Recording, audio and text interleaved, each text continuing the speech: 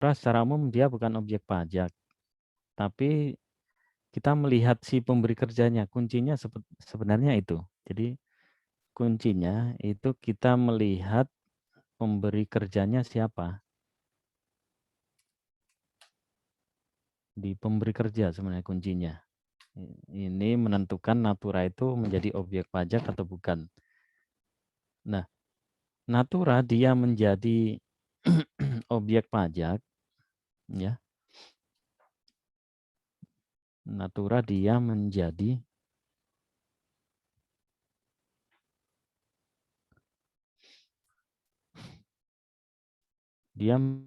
objek pajak ketika yang memberikan natura adalah siapa? Adalah yang pertama ya.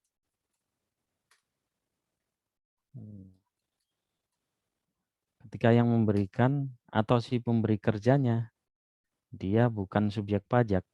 Yang memberikan natura adalah, begini, pemberi kerja adalah bukan subjek pajak.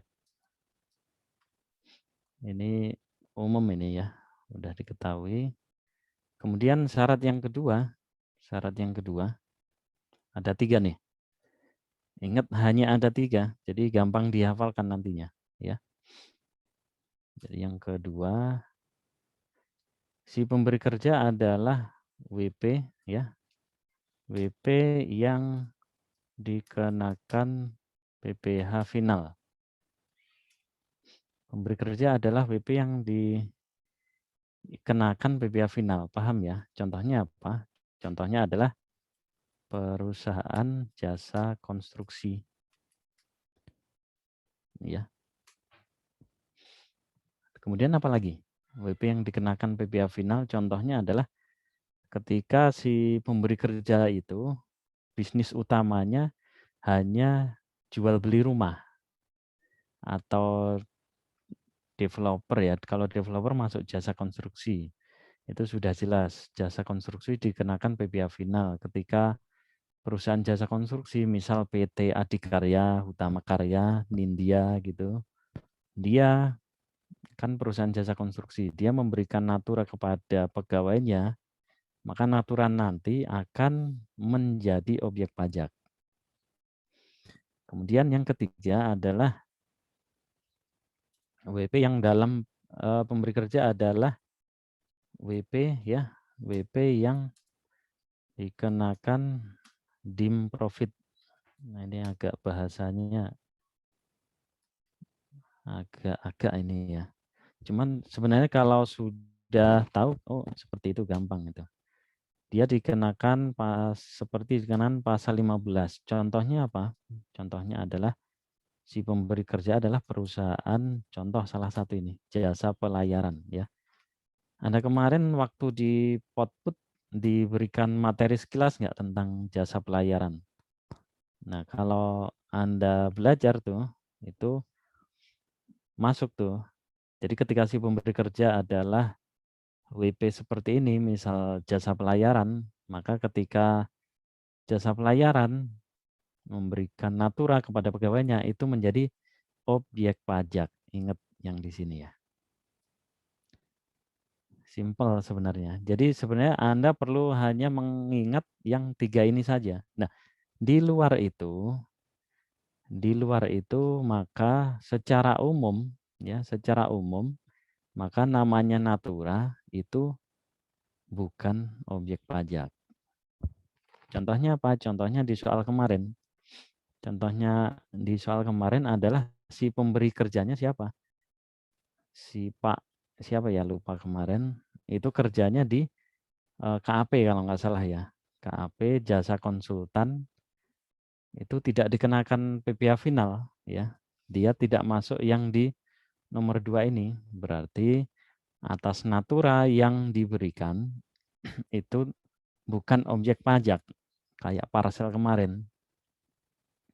Tapi bagaimana ketika dia si pegawai menerima hadiah perlombaan? Kalau hadiah perlombaan itu masuk menjadi penghasilan. Kenapa? Itu bukan natura. Karena ada event di situ yang namanya natura, ya. Nah, ini banyak juga yang salah pemahaman nih. Yang namanya natura itu ada hubungan kerja. Yang pertama ya, ada hubungan kerja.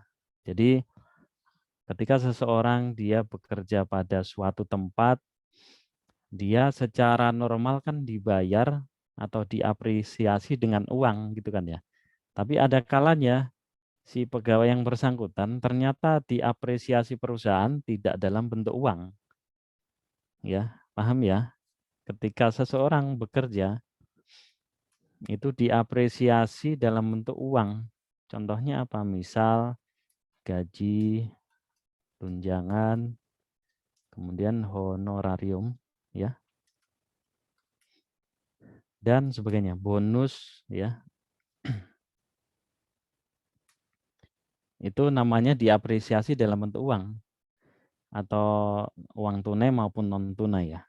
Nah, uang, iya. Nah, tapi kalau dalam bentuk non uang atau non tunai ya, uang atau tunai ya tadi, mohon maaf, dalam bentuk non uang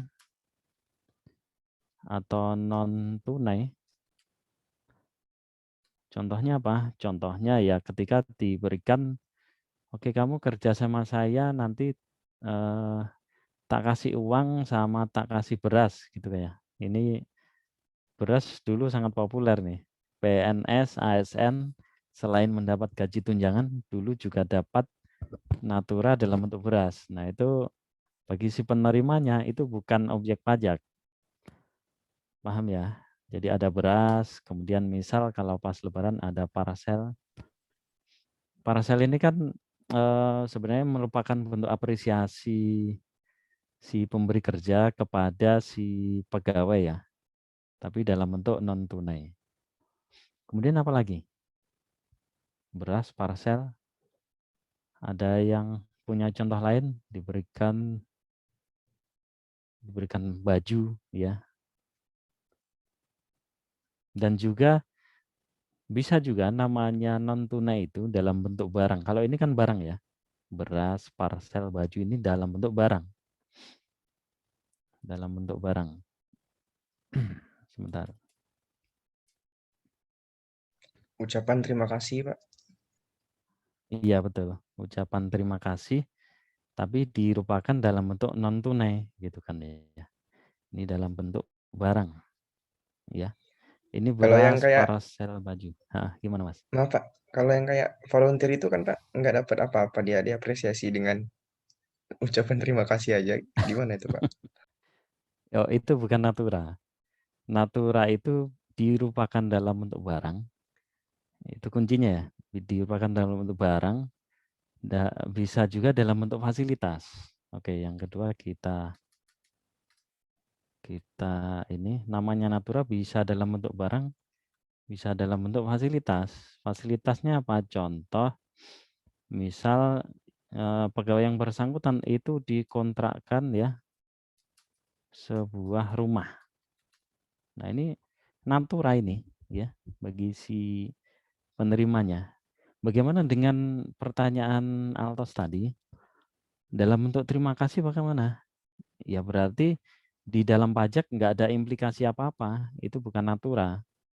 Tidak ada tambahan kemampuan ekonomis. Kan hanya ucapan saja ya. Oke deh kamu udah bantu saya apresiasi, terima kasih. Udah selesai gitu kan ya. Nah, yang dimaksud natura di sini sebenarnya dia bisa dinilai sama uang. Tapi bentuknya bukan uang. Itu yang namanya natura atau kenikmatan ya. Karena nanti ini implikasinya dengan penghasilan yang bisa dihitung sebenarnya ya. Nah, ini dikontrakan sebuah rumah. Contoh fasilitas. Kemudian apa lagi? Dia diberikan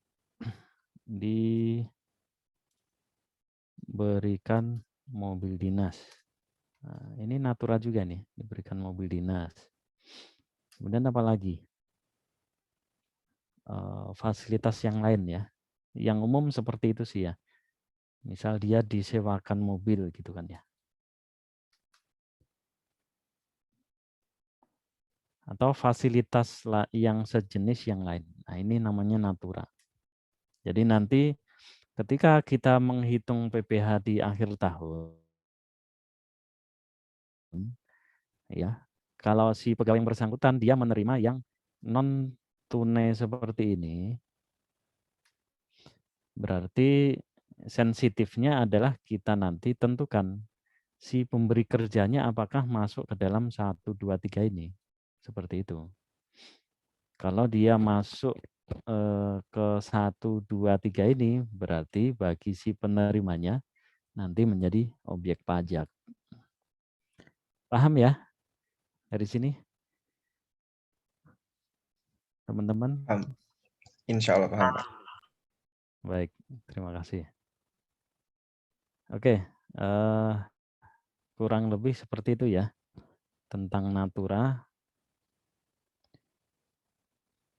Kemarin ada juga sebenarnya ada beberapa soal yang banyak terlewat juga kemarin. Oke deh, nanti sambil kita bahas. Oke, kita lanjut ke materi hari ini ya. Materi hari ini kita sudah menghitung Anda download yang di WhatsApp grup ya, di WA grup. Itu ada soal, tapi sebelumnya ini saya sampaikan ini apa? Materinya dulu ya, cara menghitung. Oke. Ini kita sudah sampai di penghitungan, sudah sampai di teknis. Nah, ini sudah masuk ke level yang agak tinggi nih. Kita sudah menghitung ya. Kita sudah menghitung. Oke. Jadi yang saya sampaikan di awal kuliah bahwa sebenarnya concern kita belajar di perpajakan 1 adalah kita menghitung pajak di akhir tahun, atau sebenarnya dia terutang di akhir tahun. Untuk pelaporannya kan dibatasi. Untuk WPOP itu sampai 31 Maret atau 3 bulan setelah berakhirnya tahun pajak. Kalau untuk WP badan itu 4 bukan tahun ya, 4 bulan setelah berakhirnya tahun pajak atau di bulan April untuk WP badan. Nah, orang pribadi kan maksimal di tanggal 31 Maret. Berarti nanti kita kumpulkan semua penghasilan kita dari Januari sampai Desember. Nanti kita hitung pajaknya gitu. Nah, bagaimana cara menghitung pajak? Nah, cara menghitung pajak sebenarnya Anda sudah belajar kemarin di perpajakan 1 gitu. Ya, secara umum. Jadi rumusnya bagaimana menghitung pajak di akhir tahun di perpajakan 2 ini, kemarin Anda sudah di PPh pasal 21, sebenarnya mirip-mirip dengan itu. Ya. Mau dia WP yang karyawan, ya, mau dia WP karyawan, mau dia WP pekerjaan bebas, mau dia WP yang melakukan kegiatan usaha, itu sama cara menghitung pajaknya di akhir tahun secara umum ya. Jadi kalau secara umum rumusnya seperti ini. Jadi paling atas kita kumpulkan ya penghasilan bruto. Ya, kita penghasilan bruto, di bawahnya nanti kan setelah penghasilan bruto nanti ketemu penghasilan neto. Ya. Ini di dalam pajak penghasilan neto ini kalau dia melakukan pembukuan ini disebut dengan laba fiskal. Nah, oke deh, Anda coba refresh di PPh pasal 21 kemarin, di bawah penghasilan neto apa aja? Setelah penghasilan bruto ketemu penghasilan neto, maka di bawahnya nanti akan ketemu PTKP ya. Dikurangi dengan namanya PTKP. Penghasilan tidak kena pajak. Di bawah PTKP ada apa? Penghasilan Kenapa aja? PKP. Penghasilan kena pajak. betul sekali ya, penghasilan kena pajak. Nah, di penghasilan kena pajak inilah nanti kita bisa menghitung berapa PPh yang terutang. Ya. Nah, kalau PPh-OP tarif progresif ya, tarif progresif. Anda banyak belajar kemarin di PPh pasal 21 ya, dia tarif progresif. Nah, setelah ketemu PPh terutang, nah ini karena kita concern ya menghitung PPh di akhir tahun, berarti di akhir tahun kita kolek juga yang namanya apa? Namanya kredit pajak. Ya. Nah, nanti PPh terutang dikurangi dengan kredit pajak, nanti akan ketemu namanya PPh. Statusnya ya, kan ada 3 status tuh di SPT. PPh kurang bayar, atau PPh lebih bayar, atau statusnya di SPT nihil.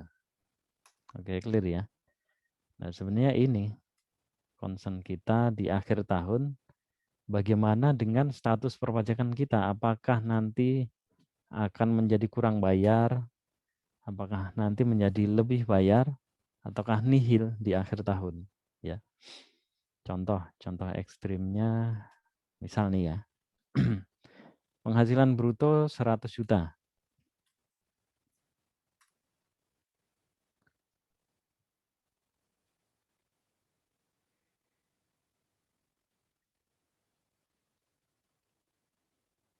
Ya.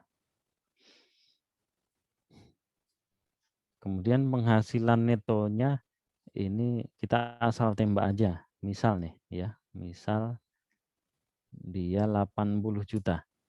Ya, 80 juta. PTKP-nya misal dia masih jomblo, nggak ada tanggungan berapa? 54 juta dalam setahun ya, 54. Nah, penghasilan kena pajaknya berapa di sini? Adalah penghasilan neto dikurangi dengan PTKP, ketemu 746. Hah? 746. Oh, 80 ini ya.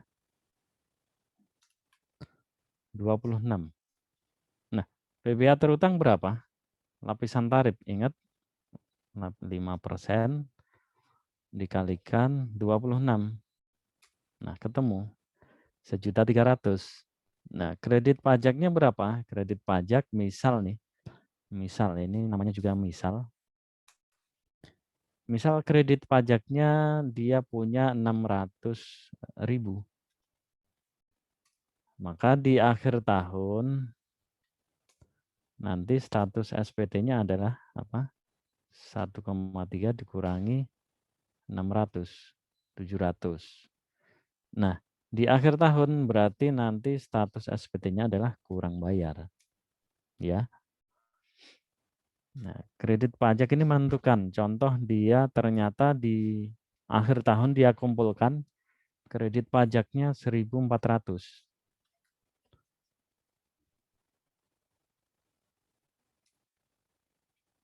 Maka di akhir tahun status SPT-nya menjadi lebih bayar. Paham ya? Oke, contoh ternyata di akhir tahun ternyata sama tuh, sama persis. Ternyata yang dipotong oleh pihak lain 1.300 juga gitu. Maka nanti di akhir tahun status SPT-nya nihil. Apakah bisa Pak seperti ini? Sangat bisa. Ya contohnya seperti kebanyakan WP karyawan ya, atau pegawai yang dia tidak mempunyai penghasilan lain. Berarti untuk penghasilannya sebenarnya tiap bulan dipotong itu sama dengan pajak yang terutang di akhir tahun ketika dikumpulkan. Maka kredit pajaknya bisa dipastikan akan sama ini, PPh terutang dan kredit pajak. Maka nanti di akhir tahun SPT-nya menjadi nihil. Ya. Nah, dari sini inilah sebenarnya penghitungan PPHOP secara umum seperti ini. Dan juga nanti PPH badan. Cuman kalau PPH badan, dia tidak mengenal namanya PTKP. Ya. Sekali lagi kalau PPH badan, dia tidak mengenal namanya PTKP. Tapi untuk menuju ke penghasilan kena pajak, PPH badan, ini dia punya namanya kompensasi kerugian. Ini ya, ini cara menghitung PPHOP secara umum seperti ini. Nah, ada yang terlewat sebenarnya. Jadi sebelum penghasilan neto ini menuju ke penghasilan kena pajak, di sini ya, di sini sebenarnya di peraturan perundang-undangan itu diatur bahwa ada namanya pengurang penghasilan neto. Namanya adalah apa? Ada yang tahu? Zakat bukan, Pak? Di sisi ini. Ya, betul banget, Gaby ya. Ini namanya zakat. Ya. Zakat atau sumbangan lain yang diwajibkan. Jadi nggak terbatas hanya zakat sebenarnya. Jadi bagi pemeluk agama lain, misal dia punya sumbangan, saya nggak tahu nih, ibaratnya syariat atau tata cara yang di agama lain seperti apa. Kalau dia ada sumbangan yang diwajibkan, dia bisa menjadi pengurang di sini, ya. Tapi ingat, untuk zakat sama sumbangan yang diwajibkan ini posisinya dia sebagai pengurang penghasilan itu. Banyak yang salah berasumsi, dia zakat ini dia menjadi pengurang pajak penghasilan, bukan ya. Dia posisinya di atas ini, ya.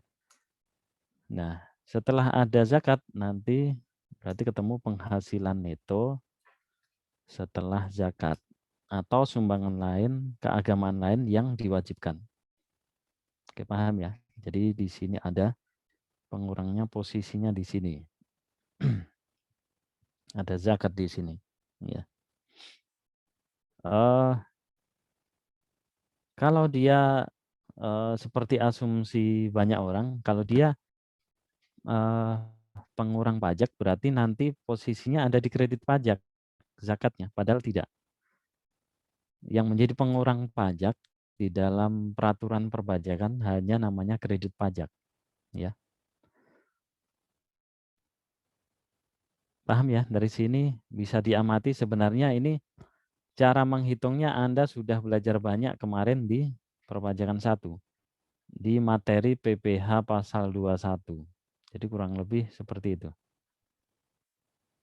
Oke deh. Mungkin sebelum kita lanjut ada yang ditanyakan, sepertinya sih belum ada ya di sini. Nah, selanjutnya ya, selanjutnya. Nah, ini krusial juga nih, krusial juga. Di PPH orang pribadi ya. Sekali lagi di penghitungan PPH ya. Penghitungan PPHOP PPH tahunan ya, tahunan orang pribadi. Ini dia dibagi menjadi 3 kategori besar. Yang pertama adalah ini kita melihatnya dari sisi sebenarnya dari sisi subjek pajaknya dan juga dari sisi jenis objeknya. Jadi ini menentukan bagaimana nanti cara menghitung pajak. Ya. Kalau yang di atas ini kan dia menghitung pajak secara umum. Jadi nanti yang nomor 1, 2, 3 ini kurang lebih seperti ini cara menghitungnya. Tapi ada sedikit perbedaan nantinya cara menghitungnya. Yang pertama ada 3 golongan besar. Yang pertama adalah bagi ya WP orang pribadi, bahasanya apa ya kalau bahasa undang-undang, sehubungan yang memperoleh penghasilan sehubungan dari hubungan apa sehubungan, jadi WP orang pribadi ya, yang dia memperoleh penghasilan sehubungan dengan pekerjaan. Atau ini bahasa saya aja deh ya, WPOP pegawai ya, pegawai atau karyawan. Ini sesuai di RPS ini ya. WPOP pegawai atau karyawan. Oke, saya bikin simpelnya aja seperti ini. Adalah yang kedua adalah WPOP ya, WPOP yang melakukan pekerjaan bebas. Yang ketiga adalah apa? Ada yang tahu? WPOP yang melakukan kegiatan usaha. Nah, sebenarnya hanya 3 ini ya. 3 kategori besar ini nanti kita belajar. Kenapa? Karena ini cara menghitungnya berbeda. Secara umum sekali lagi saya sampaikan yang paling atas ini. Ini adalah cara menghitung PPHOP tahunan secara umum. Tapi nanti ada beda treatment, beda perlakuan, beda cara menghitungnya. Ada di 1-2 titik di atas tadi. Untuk yang pertama WPOP karyawan atau pegawai. Dan yang kedua adalah WPOP yang melakukan pekerjaan bebas. Yang ketiga adalah WP yang melakukan kegiatan usaha. Nah, kemarin saya sampaikan kepada Riko ya, udah disampaikan ke kelas ya Riko. Sudah, Itu Pak. untuk ya terima kasih. Untuk mempelajari ini, sebenarnya ini untuk pegawai atau karyawan ini masuk di pertemuan selanjutnya. Tapi nggak apa-apa, ini kita gabung aja. Harapan saya nanti kita ada waktu untuk melakukan review atau nanti misal kita mau melakukan kuis. Jadi hari ini kita akan belajar yang di pertama dulu, nomor 1. Minggu depan pekerjaan bebas, minggu selanjutnya di kegiatan usaha. Oke, clear ya? Nah, yang di soal yang saya bagikan tadi, itu yang nomor 1, WPOP karyawan. Jadi gini, Anda coba amati di sekitar, mungkin orang tua Anda, saudara Anda, yang memperoleh penghasilan sebagai karyawan atau pegawai. Nah, harapan saya kita nanti belajar setelah ini Anda bisa membantu menghitung berapa sih PPh akhir tahun dari, nggak usah jauh-jauh, mungkin dari orang tua Anda, kemudian dari tetangga Anda, atau bahkan kakak Anda yang sudah bekerja sebagai karyawan. Nah, nanti bisa kita menghitung PPh tahunan orang pribadi. Oke, clear ya dari sini? Ada yang ditanyakan, silakan. Kalau nggak ada, ya. Kalau nggak ada, berarti kita bisa melihat di soalnya.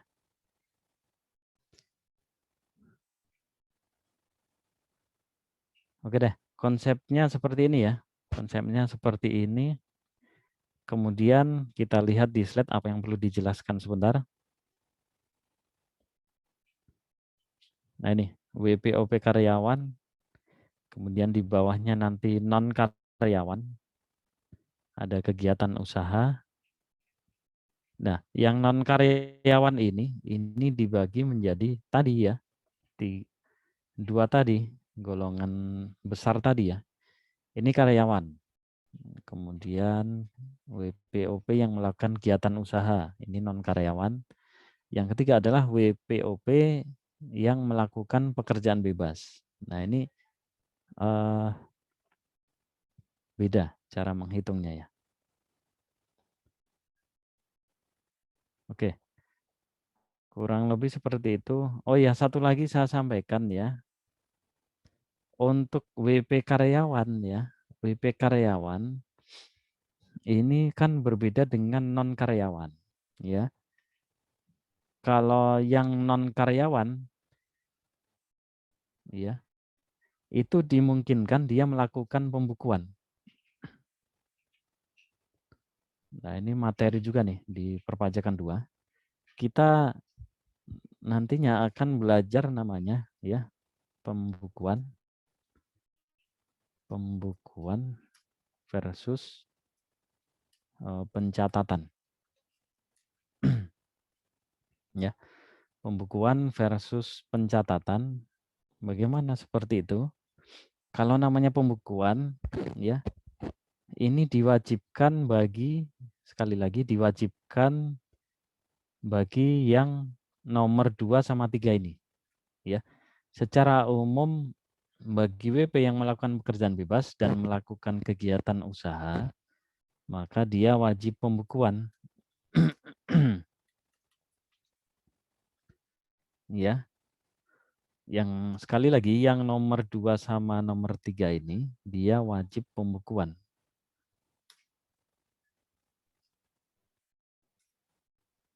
Tapi kalau yang nomor 1 itu tidak wajib, ya, tidak perlu melakukan pembukuan. Jadi kalau seperti pegawai atau karyawan itu tidak wajib, tidak wajib. Nah, tapi yang nomor 2 sama 3 ini dia boleh tidak melakukan pembukuan, tapi melakukan pencatatan. Syaratnya apa? Syaratnya adalah omsetnya itu kurang dari 4,8 miliar. Maka dia boleh melakukan apa? Pencatatan. Sebenarnya pembukuan itu seperti apa? Ya seperti Anda belajar akuntansi, ya. Namanya pembukuan itu lebih rumit.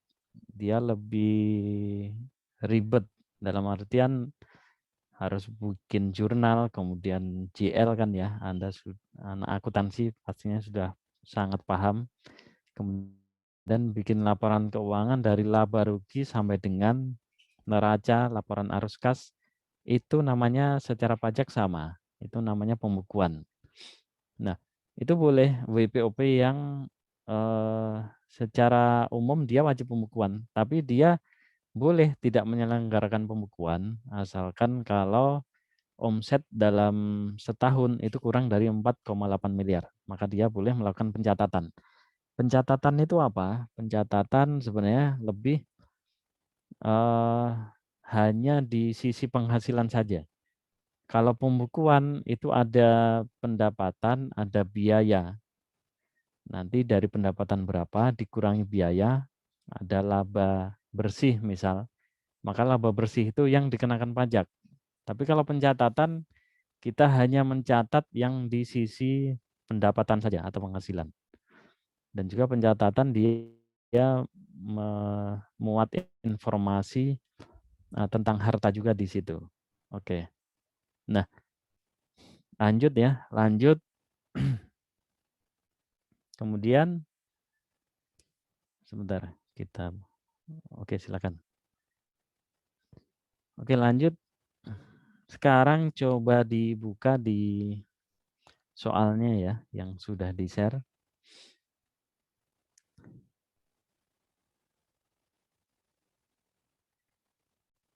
Coba dibuka di nomor 1.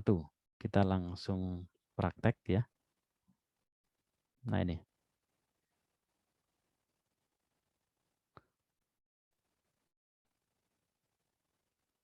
Nah, ingat kita di pertemuan pertama ini kita akan belajar tentang PPH ini ya. PPH karyawan ya, PPH karyawan. Kurang lebih seperti tadi cara menghitungnya. Nah, ini yang soal nomor 1 ya. Nah, soal nomor 1.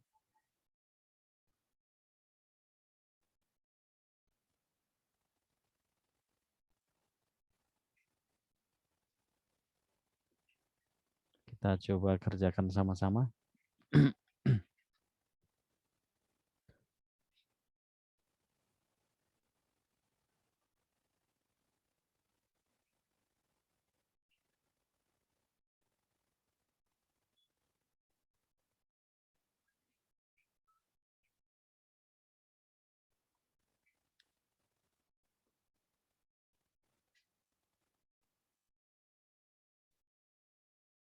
Ini.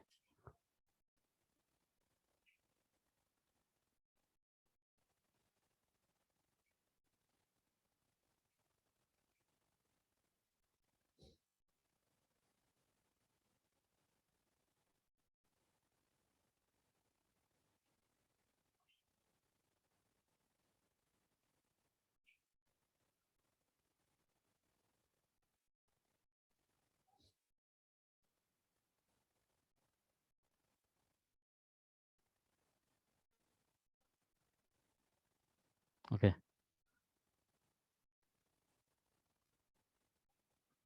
Bisa kelihatan ya, teman-teman. Terlalu kecil nggak ini tulisannya? Kelihatan. Ya, Pak. Kelihatan, Pak. Kelihatan ya? Lihat, Pak. Oke deh. Nah, tadi ya, secara umum kan cara menghitungnya kurang lebih seperti tadi. Ini sebenarnya ada rincian lebih lanjut seperti ini. Oke, sekarang kita coba mengerjakan yang nomor 1.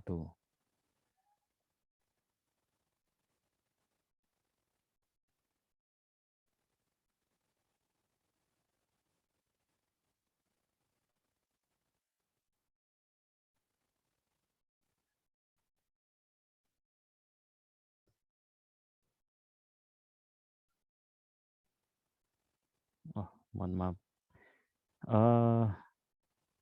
Saya lupa kalau yang Office ini belum diaktifasi ya.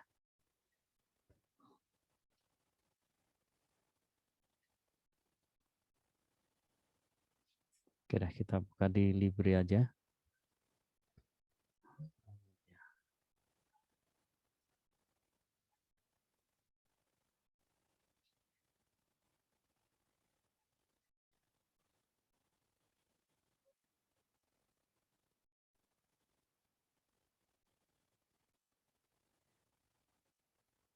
Oke, yang paling atas tadi apa? Ada penghasilan bruto ya, penghasilan bruto. Nah, seperti Anda belajar kemarin di PPH pasal 21 ya. Anda belajar kemarin di PPH pasal 21, pengurang penghasilan bruto apa aja untuk karyawan. Nah, ini berlaku juga, ini sama. Untuk kita menghitung PPH di akhir tahun. Nah, penghasilan bruto kita catat dulu sebesar 250 juta ya. Simple, sebenarnya kita belajar PPH ini ya, perpajakan 2 ini simple, nggak usah, wah ini sulit atau gimana. Ini kita sangat simpel sebenarnya, kita cara menghitungnya.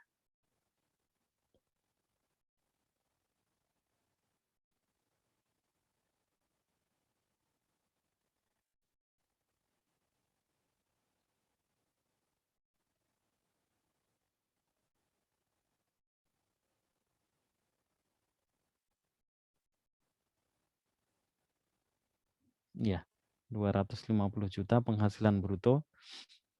Di sini ada pengurang PH bruto. Apa saja? Anda belajar di perpajakan 1 kemarin, namanya pengurang penghasilan bruto.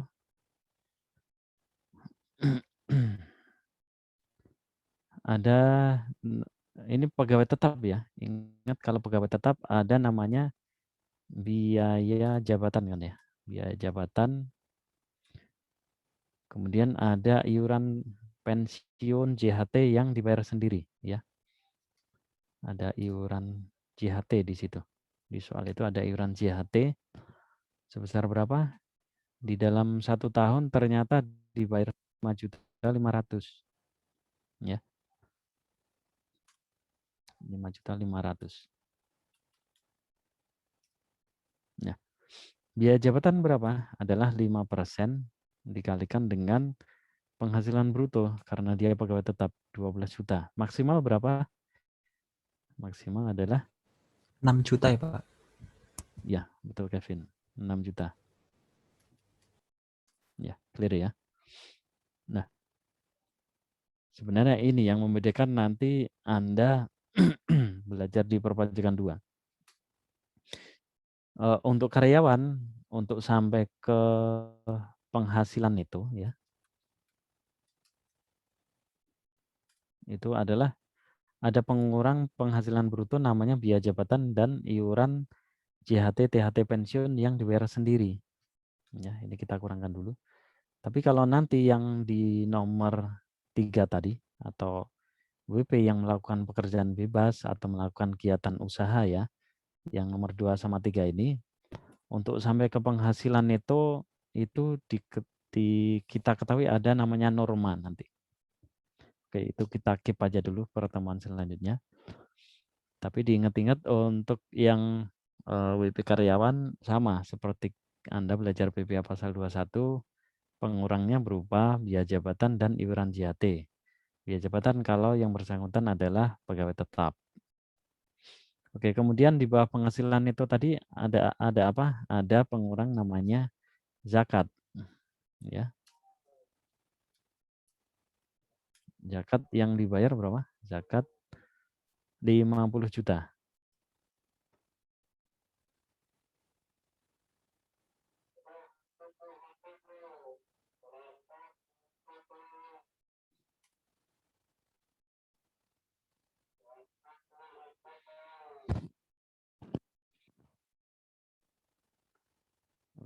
Juta. Ya. Nah, ini ketemu penghasilan neto setelah zakat. Ini boleh deh. Nah, Anda sambil ketik-ketik di Excel atau dicatat ya. Nanti karena setelah ini kita akan mengerjakan sama-sama, formatnya mungkin kurang lebih seperti ini. Oke, penghasilan neto setelah zakat adalah 238 dikurangi 50 juta. Nah, di bawah penghasilan neto tadi apa? Ada pengurang namanya PTKP. Ya, untuk mencapai ke penghasilan kena pajak. PTKP berapa? K2 67.500 Pak. 67.500 ya. Baik. 67.500. Nah. Oke. Ketemu penghasilan kena pajak sebesar 121 ya.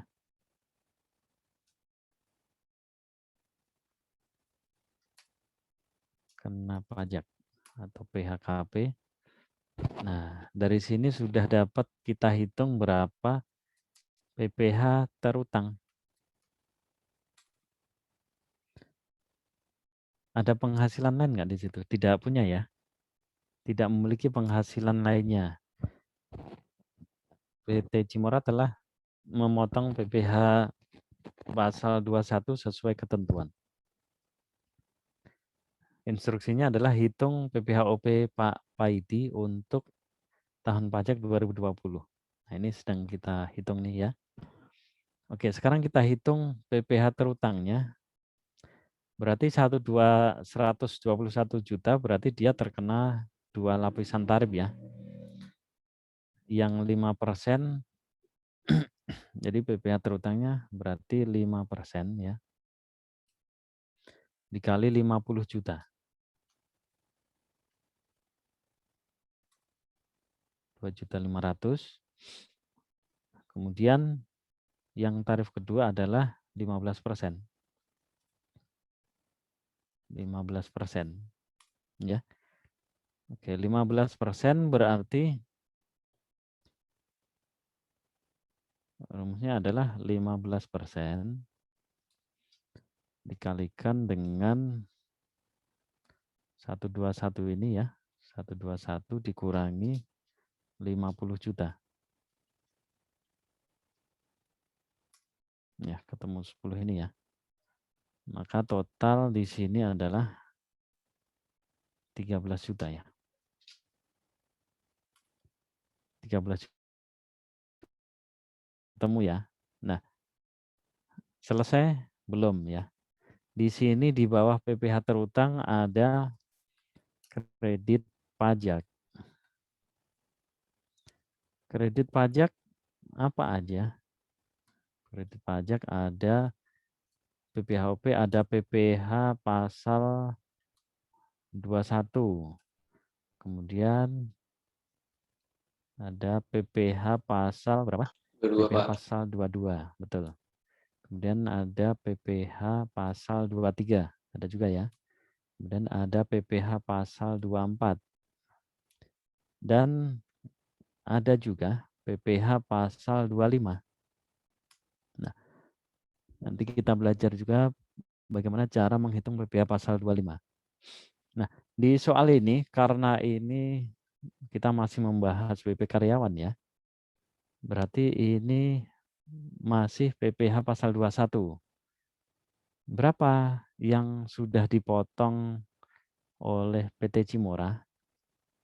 Berapa yang sudah dipotong? Ada yang bisa memberikan, ada yang sudah menghitung, silakan.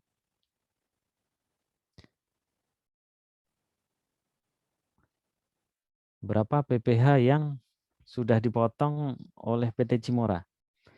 Nah, bagaimana cara menghitungnya? Cara menghitungnya Anda sudah punya ilmunya kemarin di perpajakan 1. Jumlahnya berapa? Ada yang sudah ketik-ketik di Excel?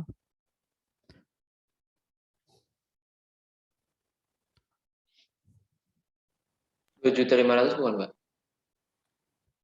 Berapa, Mas? Rp2.500.000. 2.500.000.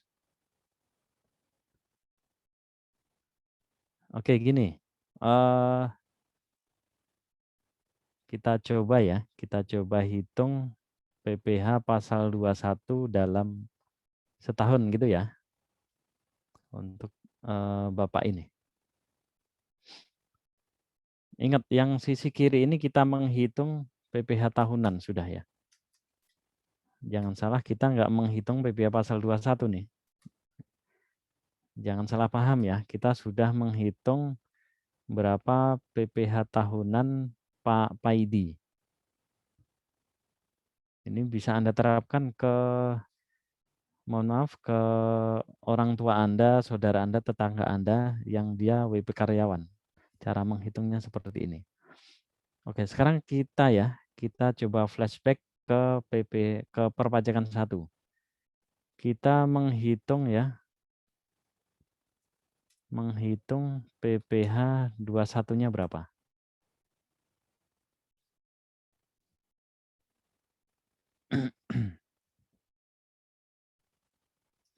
Kita coba flashback, menghitung PPH pasal 21-nya.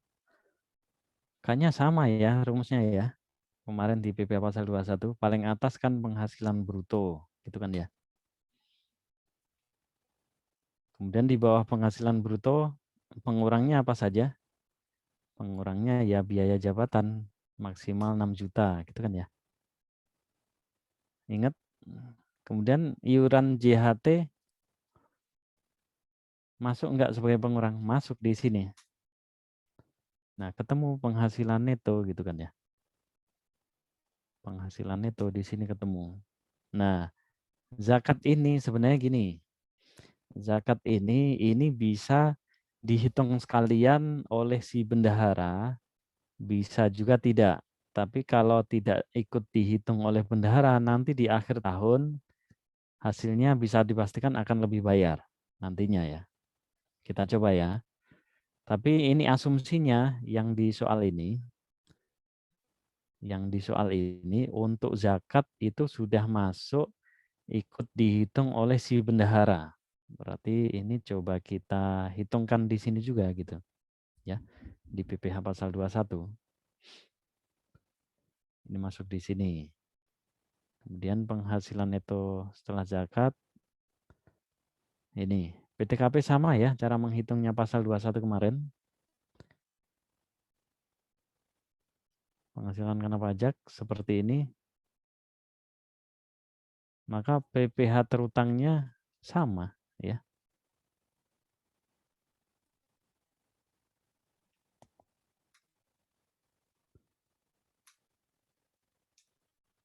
Loh, berarti kalau seperti ini berarti dapat kita simpulkan ya. Berarti yang menjadi kredit pajak nanti berapa gitu. Berarti yang menjadi kredit pajak nantinya adalah ya sebesar yang sudah dipotong. Yang sudah dipotong yang mana? Ya 131 ini gitu. Ya. Berarti nanti di akhir tahun pajaknya berapa? Berarti nanti di akhir tahun maka PPh yang masih harus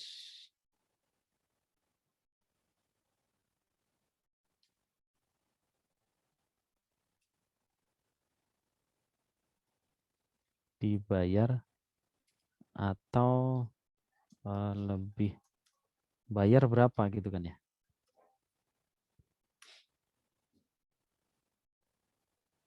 Maka kalau ketemu hasil penghitungan seperti ini,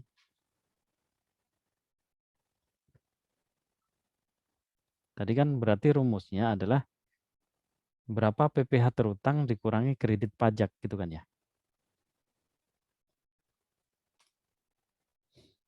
Nah, berarti PPh terutang dikurangi dengan kredit pajak. PPh pasal 21. 0. Berarti nanti di akhir tahun laporannya status SPT-nya adalah nihil. Seperti itu. Dan ini sebenarnya adalah yang umum terjadi bagi WP karyawan di Indonesia. Tapi ada syaratnya. Syaratnya apa? Dia hanya mendapat penghasilan dari satu pemberi kerja itu saja. Selama tahun berjalan dia tidak mempunyai penghasilan lainnya. Maka nanti bisa dipastikan untuk SPT-nya nanti hasilnya akan menjadi nihil nantinya. Ada yang masih bingung di sini? Ada yang ingin ditanyakan? Silakan. Izin bertanya, Pak. Tadi Silakan masih Silvi. masih kurang paham yang itu, Pak, yang apa menghitung PPh 21-nya yang udah termasuk zakat itu, Pak. Oh iya, baik. Oke deh. Ini kemarin kita sama sekali nggak ada nyinggung zakat ya di materi PPh pasal 21. Tapi sebenarnya itu bisa kita pesan gini, secara ketentuan memang tidak masuk ke materi PPh pasal 21. Tapi konsekuensinya gini, kalau misal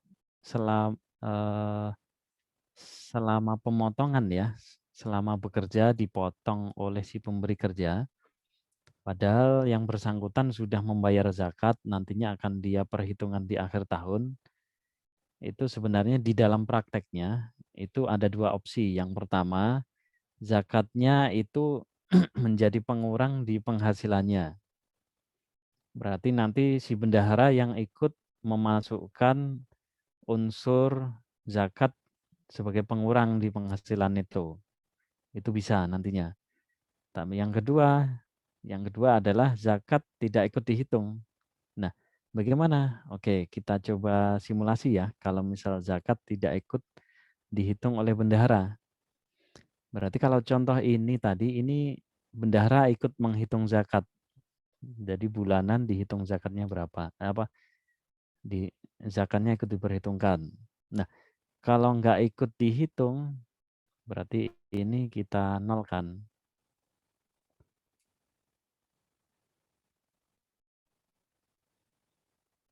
Berarti kalau kita nolkan di sini penghasilan neto setelah zakat adalah 238 dikurangi ini ya. 67. Maaf, Pak, itu mengetahui zakatnya dipotong sekalian itu dari soal atau gimana ya, Pak? Soalnya yang di soal ini kayak nggak ada tulisannya gitu, Pak. Jadi bingung bedainnya. Baik. Gini, untuk yang soal ini kita coba kerjakan sama-sama. Ini hanya untuk keperluan internal kita saja. Dalam artian nanti gini, di dalam soal UTS nanti Anda tidak akan direpotkan dengan withholding tax. Ini saya hanya coba merefresh saja. Jadi biar nanti Anda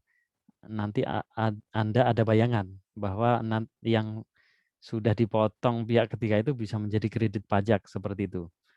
Tapi untuk perpajakan 2 selama saya mengajar itu kita tidak direpotkan dengan menghitung pasal 21-nya ini gitu.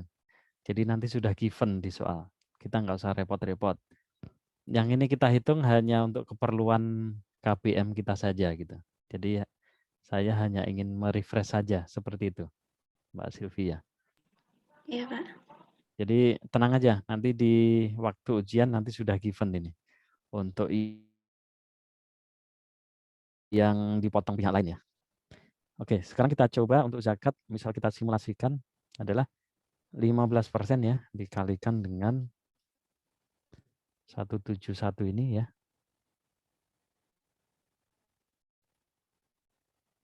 Dikurangi 50 juta.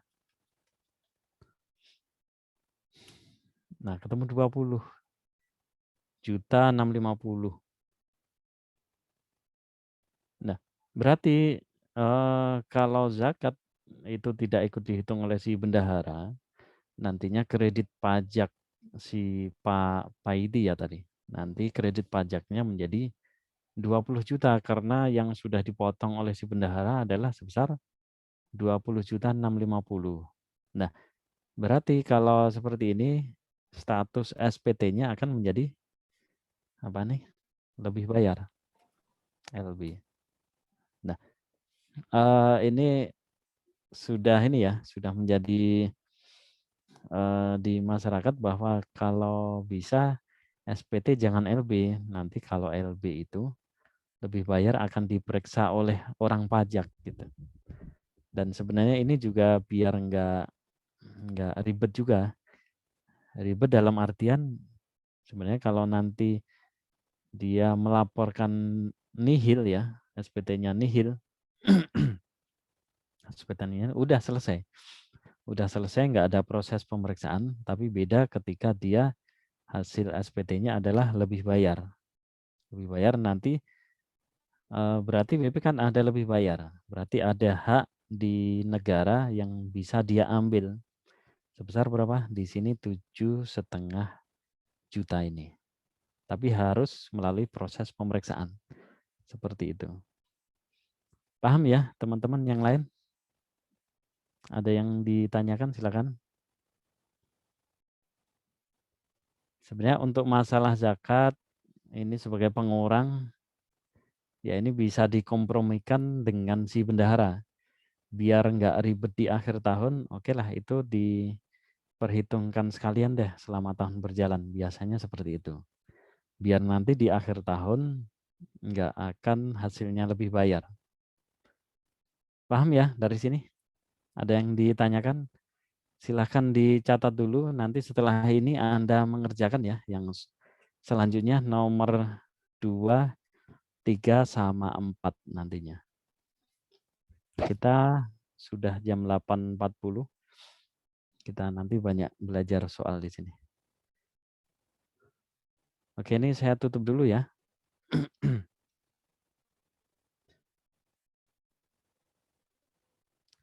Baik, setelah ini kita mengerjakan yang nomor 2, 3, 4, 5. Kita bahas sekilas, ini berbeda-beda nih.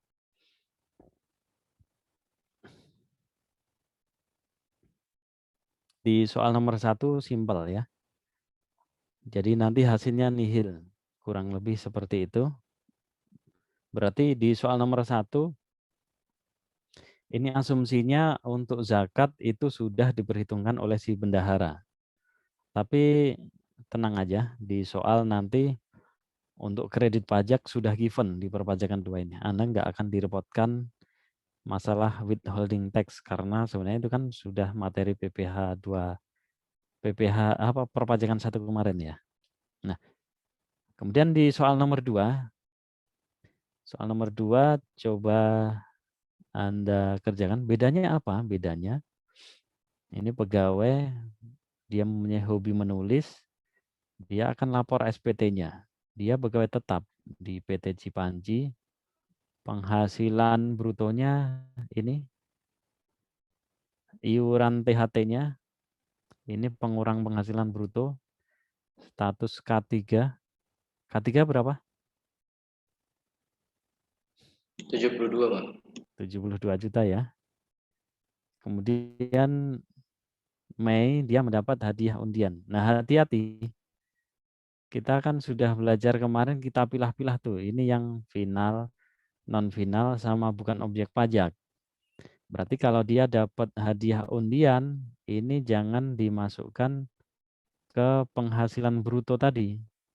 Jadi konsepnya gini, kan di perpajakan 2 ini, itu adalah semua penghasilan, tidak terbatas dari penghasilan si dia bekerja sebagai karyawan ya. Jadi bisa dia dari menulis buku dapat penghasilan. Hadiah undian seperti ini dapat penghasilan. Nah, nanti kita gabung, tapi hati-hati yang sifatnya final sama yang bukan objek pajak jangan digabung. Nah, nanti kalau untuk hadiah undian ini jangan digabung ya. Kemudian yang bulan Juli dia mendapat royalti. Royalti final atau tidak nih? Non final ya. Royalti non final berarti ini digabung 5 juta ini. Nah, asumsinya withholding tax telah dilaksanakan pihak ketiga sesuai ketentuan. Nah, ini ada tugas tambahan bagi Anda ya. Menghitung PPh pasal 21. Ini kan pasal 21. Sebagai pegawai tetap ini kan pasal 21. Nah, untuk royalti pasal berapa di sini? Pasal 23. Sebesar berapa persen di sini? Sebesar 15% ya royalti. Berarti nanti ada 2 kredit pajak. Yang pasal 21 sama pasal 23. Tapi sekali lagi tenang, untuk perpajakan 2 nanti sudah given. Tapi ini saya ada tugas tambahan. Anda menghitung lagi pasal 21 dan pasal 23-nya berapa. Oke, clear ya. Yang soal nomor 2. Nanti coba Anda kerjakan. Nanti kita bahas sama-sama. Semuanya mengerjakan ya. Nanti saya bisa menunjuk salah satu untuk share screen nanti ya. Kemudian yang nomor 3. Nah, ini PNS. Nah, ini orang tua maupun saudara yang mungkin sebagai PNS seperti saya ya, ini bisa Anda coba kulik-kulik berapa penghasilan, mohon maaf, orang tua Anda, kemudian saudara Anda. Oke Pak, nanti saya bikinkan deh SPT-nya, bisa dari sini ilmunya nantinya ya. Penghasilan bruto dari PNS, dari gaji rutin 275, iuran pensiun sebagai pengurang, status PTKP K0 selama tahun 2020 menjadi dosen tamu. Nah, hati-hati yang pertama ini dia mengajar sebagai dosen tamu